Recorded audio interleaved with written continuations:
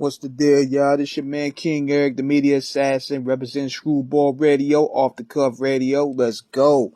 So, I want to talk about this song here from Eminem called Public Enemy Number One, off the 2007 Re-Up album. And keep in mind, this is possibly one of the best songs that he ever did, that I ever heard from Eminem. And from what I'm reading in the comments and for what people said, this is possibly the last song that he did before he got rushed to the hospital. Because, I think he was going through a drug addiction at the time. And this was the time where he got rushed to the hospital for pneumonia symptoms and a heart condition. And a lot of people are saying that this is where they killed the real Eminem, and Eminem is a clone now. You know how the conspiracy theories go. But keep in mind, going back to this period of time, M was going through a lot. I mean, his best friend Proof had gotten killed.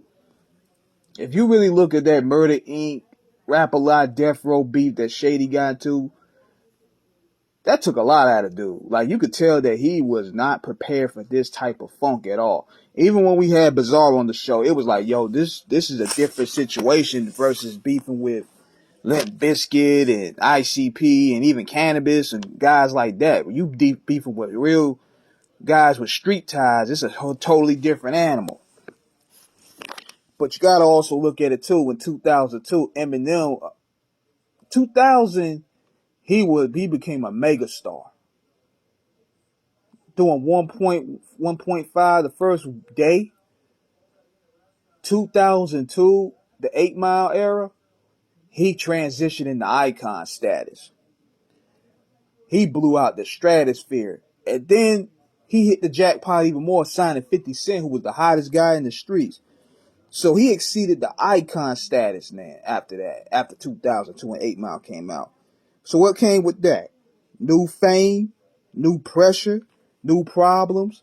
With 50, you inherited new beefs. All this stuff, man.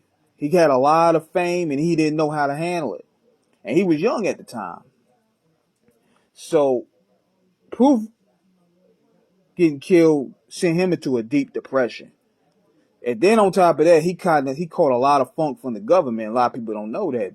He put out the song called We As Americans, where he was talking about, I don't rap for dead presidents. I'd rather see the president dead.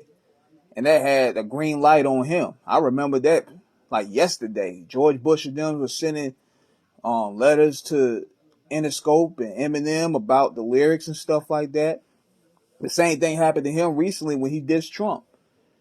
So when he got involved with the politics and then, he put out Mosh, he started becoming a target.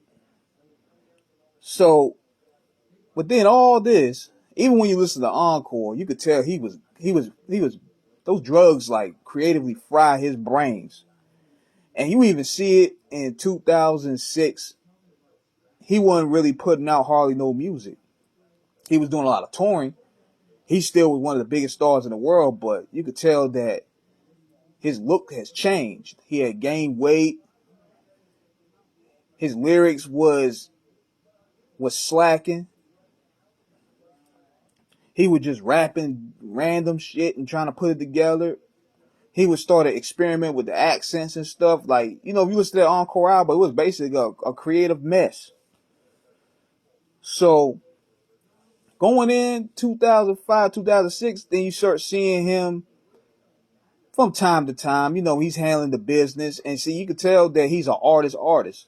He's not really used to the business side. And that's an extra headache within itself. But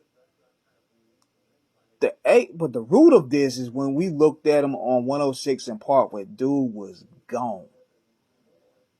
And I got to give 50 Cent credit for this. This is why I knew 50 Cent was going to make it in Hollywood and make it in the entertainment business. Not because he broke so many records, not because he knew how to handle the press, but Eminem was gone. He was slurring. He couldn't barely even talk. I mean, those drugs have fried his brains. You look at that interview, it was very awkward. And 50, he looked out for M right there. He played it off him. He took more of the questions that M couldn't answer.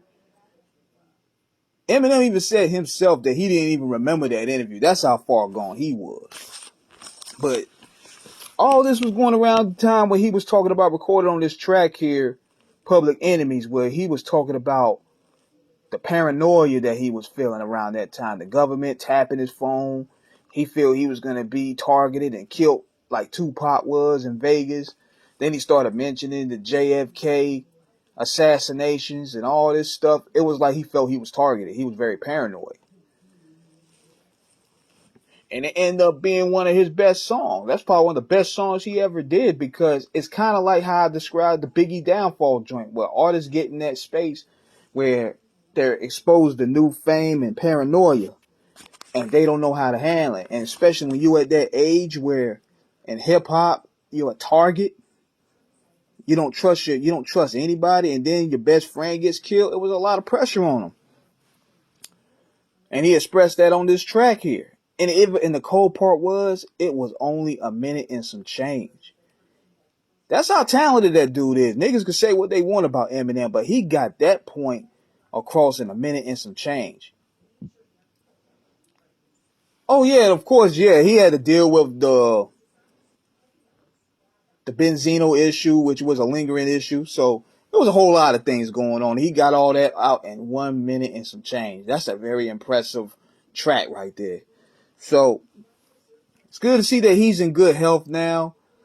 I personally wish that he can put out music from Dre more or the Bass Brothers more, that he needs jurisdiction, because people are taking him lightly.